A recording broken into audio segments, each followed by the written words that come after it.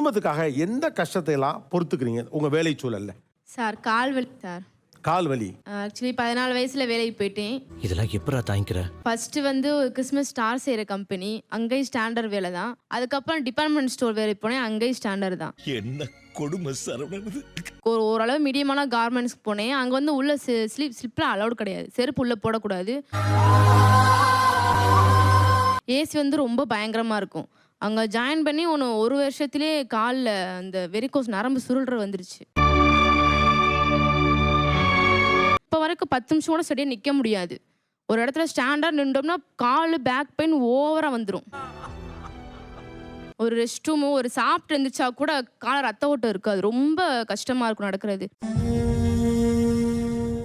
Night நல்லா தூங்கிட்டு இருக்கும்போது அந்த கால் 2 கால் நரம்பு அப்படியே பயங்கர வலி எடுக்கும். கண்ணு முழிக்க முடியாது. கால் வலிக்குதுமா அப்படியே தூக்கத்திலே கத்துவேன்.